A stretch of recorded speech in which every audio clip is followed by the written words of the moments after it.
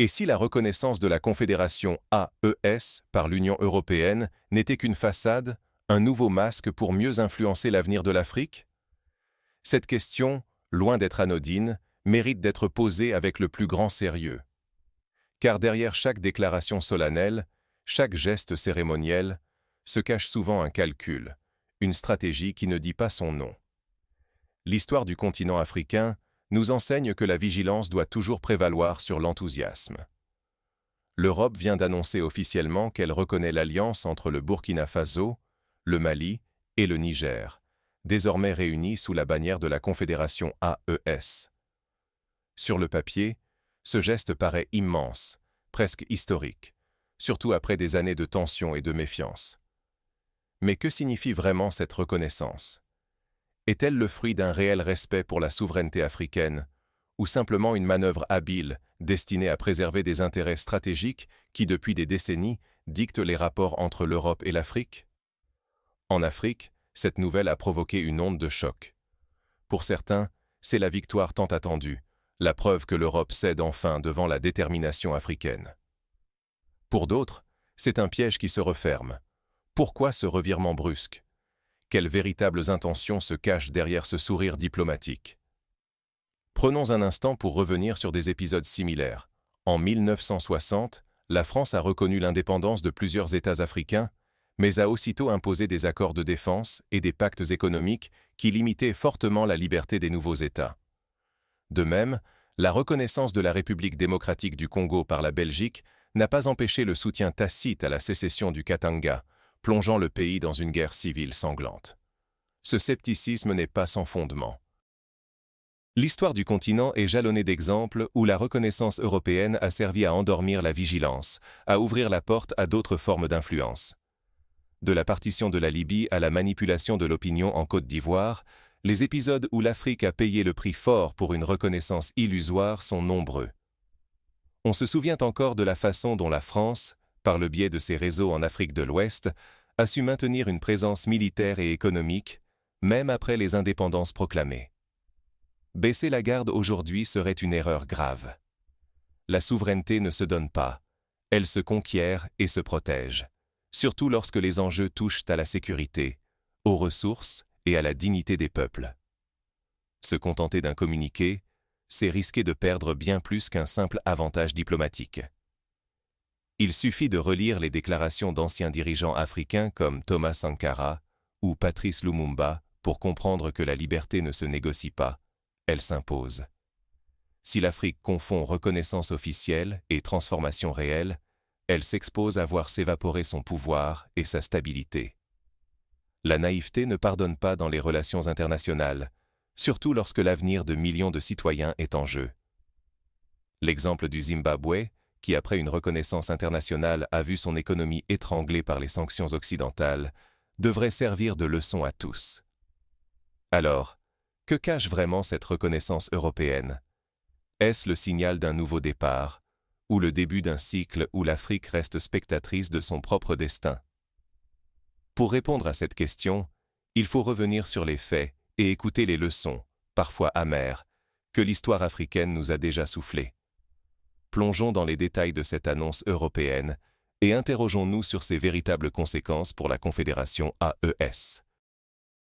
Quelles leçons tirer du passé pour éviter de répéter les mêmes erreurs? Dans la politique internationale, rien ne survient par hasard. Si l'Union européenne accorde aujourd'hui une reconnaissance officielle à la Confédération AES, il serait naïf d'y voir un acte gratuit, dénué d'intérêt caché. Sous chaque déclaration de bonne volonté se dissimule une stratégie mûrement réfléchie, très éloignée des discours de respect ou de partenariat sincère. La Confédération AES, réunissant le Burkina Faso, le Mali et le Niger, n'est pas née d'un simple élan d'orgueil. Elle s'est construite face à des décennies d'ingérences répétées, principalement orchestrées par des puissances européennes. Cette alliance n'est pas qu'une réaction défensive, elle est la riposte organisée à des années de manipulation, de déstabilisation et de pillage systématique. L'Europe, et la France en particulier, ont une longue histoire d'intervention sur le continent africain. Qui a oublié la destruction de la Libye, menée au nom d'une prétendue protection humanitaire. Qui a effacé de sa mémoire l'exemple de la Côte d'Ivoire, où l'on a imposé des décisions cruciales depuis l'étranger? Au Mali, la présence militaire venue d'Europe n'a souvent fait qu'aggraver l'instabilité. Pour illustrer ce point, rappelons qu'en 2011, l'intervention de l'OTAN en Libye, soutenue par la France et le Royaume-Uni, a mené à la chute de Kadhafi. Mais loin d'apporter la paix promise, cette intervention a plongé la Libye dans le chaos, avec des conséquences directes sur toute la région sahélienne. Les armes et les combattants dispersés après la chute du régime libyen ont alimenté l'insécurité au Mali, au Niger et au Burkina Faso. Ces interventions, toujours justifiées par la promesse de paix ou de développement, laissent dans leur sillage des États affaiblis et des populations désabusées. Souvenez-vous de la chute de Mouammar Kadhafi, livrée par ceux qui le saluaient encore la veille. Rappelez-vous Saddam Hussein, allié d'un jour, ennemi du lendemain. À chaque fois, le scénario se répète. Les promesses occidentales volent en éclats dès que leurs intérêts l'exigent. La France, pilier incontesté de cette mécanique néocoloniale, ne bouge jamais sans l'appui ou le feu vert des institutions européennes. La reconnaissance, annoncée aujourd'hui, n'est qu'un vernis fragile. Les structures de domination, elles, demeurent solidement ancrées. Chaque ouverture apparente a toujours servi à préparer de nouveaux outils de contrôle, qu'ils soient politiques ou économiques. Il est important de rappeler que la monnaie CFA, toujours utilisée dans une grande partie de l'Afrique de l'Ouest, est un instrument de contrôle mis en place par la France après la Seconde Guerre mondiale. Malgré les discours sur la souveraineté, cette monnaie continue de lier les économies africaines à Paris, réduisant leur marge de manœuvre en matière de politique monétaire. Même après les indépendances, les accords de coopération militaire et économique ont maintenu un lien de dépendance difficile à rompre. Sous-estimer le poids de cet héritage colonial et la capacité d'adaptation des stratégies européennes serait une erreur tragique. Les peuples africains ont payé cher le prix de leur souveraineté. La perdre à nouveau, par naïveté ou excès de confiance, serait une catastrophe sans nom. La vigilance n'est pas une option, mais la condition même de la survie collective. Aujourd'hui, ce sont la dignité, la sécurité, les ressources et l'avenir de tout le continent africain qui sont en jeu. Trop souvent, des paroles séduisantes ont dissimulé des desseins hostiles. Voilà pourquoi il ne faut jamais confondre reconnaissance diplomatique et véritable respect de la souveraineté. Le décor est planté. Reste à comprendre ce qui se joue, en coulisses, et pourquoi la vie quotidienne des populations de l'AES ne change pas malgré cette reconnaissance européenne.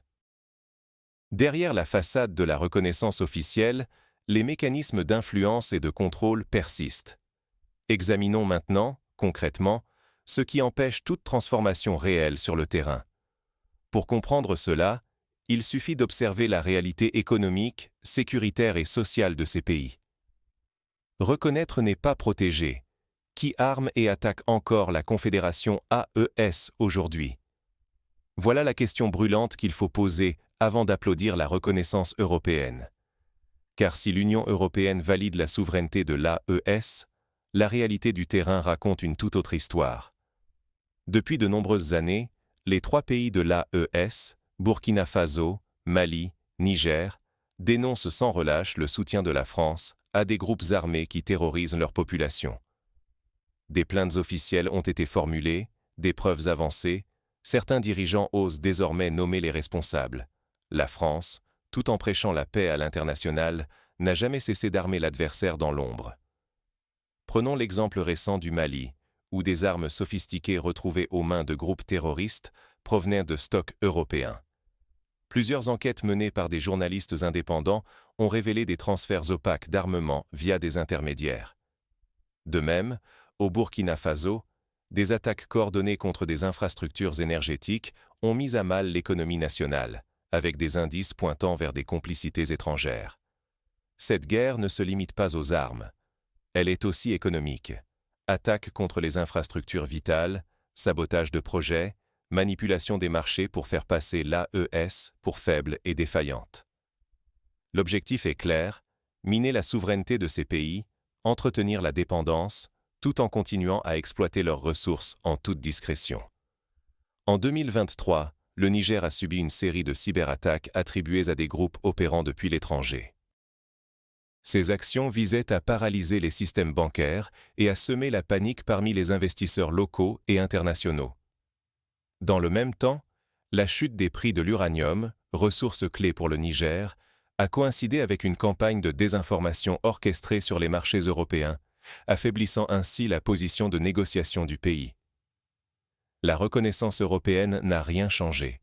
Les incursions persistent, les groupes armés restent actifs, car les parrains extérieurs maintiennent le cap.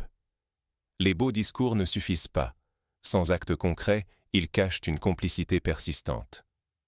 Il ne faut pas oublier que l'Union européenne suit docilement la stratégie française, héritée du fameux partage de Berlin, qui continue de modeler la politique africaine au bénéfice des anciennes puissances coloniales. L'affichage du soutien n'est bien souvent qu'un écran de fumée destiné à masquer la mainmise sur les ressources et à perpétuer l'instabilité. L'histoire abonde d'exemples tragiques où la reconnaissance internationale a précédé les agressions. La Libye, d'abord courtisée, puis bombardée sans remords. Le Venezuela, reconnu, puis étranglé par des sanctions et des tentatives de déstabilisation. Le Congo, officiellement soutenu, mais dépecé par des intérêts étrangers, caché derrière de grands discours. Confondre promesses et actions ouvre la voie à de nouvelles trahisons. Les dirigeants naïfs qui croient à la bonne foi occidentale mettent en péril l'autonomie de leur peuple, sa sécurité et même son avenir. La vigilance n'est pas un luxe, c'est la seule arme pour survivre et construire une Afrique forte. Dès lors, que peut-il advenir si l'on continue à confondre reconnaissance diplomatique et engagement véritable? Quels risques et quelles issues pour l'Afrique dans ce théâtre d'illusions? Pour comprendre comment l'AES peut résister à ce double jeu, il faut décrypter les dynamiques actuelles de résistance et les stratégies de contournement adoptées sur le continent. Mais la riposte africaine a-t-elle vraiment les moyens de renverser la donne? L'histoire ne pardonne jamais l'oubli. Aujourd'hui, l'Afrique se retrouve à la croisée de deux chemins. Vigilance lucide ou confiance aveugle, suite à la reconnaissance de la Confédération AES par l'Union européenne. Sous-estimer les risques serait une faute lourde. Chaque fois que l'Afrique a relâché sa garde, des coups d'État, manipulations et interventions étrangères ont suivi. Une reconnaissance sans garantie concrète peut n'être qu'un rideau de fumée, masquant des menaces économiques et militaires bien réelles. Pour illustrer cette réalité, souvenons-nous de l'intervention au Soudan du Sud. Après la reconnaissance de son indépendance en 2011, les puissances étrangères se sont rapidement disputé l'accès au pétrole, provoquant divisions et conflits internes. À chaque fois que la vigilance s'est relâchée, la stabilité a volé en éclats. La véritable sécurité ne vient jamais des promesses extérieures. L'exemple libyen est un avertissement. Après avoir désarmé et cru aux paroles occidentales, la Libye a été plongée dans le chaos. À l'inverse, des États comme la Chine, la Russie, l'Iran ou la Corée du Nord n'ont jamais sacrifié leurs intérêts fondamentaux. Leur intransigeance et leur préparation constante les ont protégés du sort réservé aux faibles. Tant que l'Afrique n'aura pas forgé une force collective indépendante, l'unité et la fermeté restent ses seuls boucliers. L'histoire l'a prouvé. Les promesses verbales, les reconnaissances symboliques n'arrêtent ni les ingérences, ni les velléités de domination. Pire encore, elles peuvent annoncer de nouveaux cycles de dépendance, surtout si la vigilance se relâche ou si la division s'installe. La pression étrangère ne disparaît jamais. Sanctions, pression financière, sabotage des ressources, campagne de désinformation. Autant d'armes utilisées pour briser la résistance africaine. Seule une vigilance constante et un front uni peuvent imposer le respect et garantir l'avenir. L'enjeu est immense. Une erreur stratégique aujourd'hui risquerait d'enfermer l'Afrique dans un cercle vicieux de domination, de perte d'autonomie et de paupérisation. Abandonner la vigilance, ce serait sacrifier la souveraineté, les ressources et la dignité de tout un continent. Les choix d'aujourd'hui façonneront durablement le destin de la région. Rester lucide et soudé est plus vital que jamais. La reconnaissance, aussi éclatante soit-elle, ne protège pas. Seule la puissance collective et l'unité inébranlable offrent un véritable rempart. L'histoire africaine et mondiale regorge de cas où des éloges officiels cachaient des intentions hostiles. Trop souvent, des applaudissements diplomatiques ont servi d'écran à des stratégies de domination. Aujourd'hui, confondre courtoisie internationale et engagement réel serait une erreur fatale. Les mots n'ont plus de poids s'ils ne s'accompagnent pas d'actes. Nous devons exiger des mesures concrètes et l'arrêt immédiat de toute forme d'agression, qu'il s'agisse de pression économique, de manipulation médiatique ou d'ingérence politique. Accepter des promesses sans garantie revient à offrir les clés de notre maison à ceux qui l'ont déjà convoitée. Seule une posture ferme, avec des exigences claires, permettra de forcer nos partenaires à respecter nos choix, nos ressources et l'intégrité de notre destin. Prenons l'exemple du Rwanda, après le génocide de 1994. Malgré les promesses d'aide internationale, le pays a dû compter sur sa propre résilience pour se reconstruire. Aujourd'hui, le Rwanda est cité comme un modèle de développement, non pas grâce à la reconnaissance extérieure, mais grâce à la détermination de son peuple et à la fermeté de ses dirigeants. Regardons sans détour les leçons du passé. La Libye de Mouammar Kadhafi a payé le prix fort d'avoir cru aux promesses occidentales. Après avoir cédé sur des dossiers stratégiques et multiplié les gestes d'ouverture, elle a été isolée, puis détruite. À l'inverse, certains peuples n'ont sauvé leur souveraineté que par leur intransigeance, même sous des pressions extrêmes. L'Afrique doit retenir cette leçon. Baisser la garde, c'est s'exposer à la perte. Pour défendre notre souveraineté, l'information et la mobilisation sont nos premières lignes. Renforcer la solidarité panafricaine, partager les analyses, déjouer les stratégies d'influence et bâtir la confiance entre frères sont des impératifs. Chacun a un rôle précis à jouer. Informer les siens, encourager l'esprit critique et dénoncer toute tentative de division orchestrée de l'extérieur. Plus nous serons vigilants et solidaires, moins les menaces auront de prise. Négliger cette vigilance, c'est exposer l'Afrique à des attaques multiples et imprévisibles.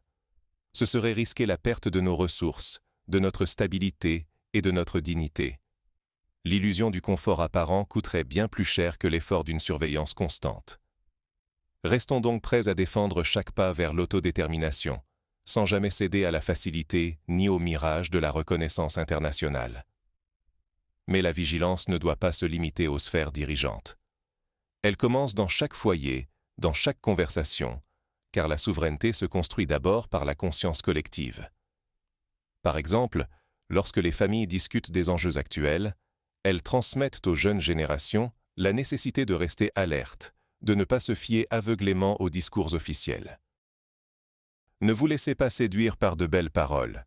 L'Afrique ne gagnera le respect qu'en s'imposant par sa force et son unité, non par des promesses étrangères. Pour cela, il faut développer des institutions solides, investir dans l'éducation, encourager l'innovation locale et promouvoir une véritable justice sociale. Seules ces bases permettront de construire un avenir durable. L'Union européenne vient de reconnaître la Confédération AES, mais cette reconnaissance ne doit jamais remplacer la prudence. Le respect ne se décrète pas dans des communiqués, il se conquiert par la défense inébranlable de nos intérêts communs, même si cela exige des sacrifices. L'histoire africaine foisonne de fausses alliances et de serments brisés. Combien de fois avons-nous vu des accords vantés à Paris ou à Bruxelles qui, au final, n'ont rien apporté à l'Afrique? Trop souvent, ces gestes diplomatiques cachent des calculs qui visent à diviser, à affaiblir ou à détourner notre vigilance. Célébrer trop tôt, c'est risquer de tomber dans le même piège. Pour le Burkina Faso, le Mali et le Niger, chaque déclaration occidentale doit être vue comme une étape, jamais comme une garantie. Derrière les mots flatteurs, la réalité demeure. Les ingérences continuent, nos économies sont attaquées et la souveraineté reste fragile. Oublier les leçons du passé, c'est ouvrir la porte aux mêmes tragédies vécues en Libye ou en Irak, où la crédulité a coûté la liberté et la vie. Il ne s'agit pas de céder à la haine, mais de reconnaître la dureté du jeu mondial. Dans ce jeu, seuls les peuples forts et solidaires résistent. Baisser la garde, c'est livrer nos ressources et notre avenir à d'autres, sans résistance. Chaque Africain porte aujourd'hui une responsabilité immense. Refuser de se laisser endormir par la propagande, c'est protéger la dignité et les richesses de notre continent. Le combat ne se joue pas seulement sur les fronts militaires ou diplomatiques, mais dans notre capacité à nous informer, à transmettre les faits, à dénoncer toute manipulation, qu'elle vienne de l'extérieur ou de l'intérieur. Pour bâtir cette vigilance, plusieurs étapes concrètes sont à envisager. Instaurer des programmes d'éducation civique dans toutes les écoles, renforcer les médias indépendants, organiser des forums citoyens dans chaque ville et village pour débattre des enjeux communs, et encourager la diaspora à s'engager activement dans la défense des intérêts du continent. Si nous laissons la propagande triompher, nous abandonnons notre destin à d'autres mains. Nous nous condamnons à être trahis, encore et encore. Mais si nous restons vigilants, unis et décidés à agir, alors l'avenir sera écrit par l'Afrique, pour l'Afrique. Partagez ces réflexions, ouvrez le débat autour de vous, semez la vigilance. Ainsi naîtra la mobilisation panafricaine authentique, celle qu'aucune déclaration extérieure ne pourra jamais détruire. L'union, la lucidité et la fermeté sont les clés d'une Afrique maîtresse de son destin, respectée et prospère. La reconnaissance européenne, aussi spectaculaire soit-elle, n'est qu'un point de départ. C'est à nous, Africains, d'en faire un levier de transformation, de vigilance et de solidarité. Car l'histoire, si elle enseigne la méfiance, montre aussi qu'un peuple uni et déterminé peut renverser tous les pronostics et écrire son propre futur.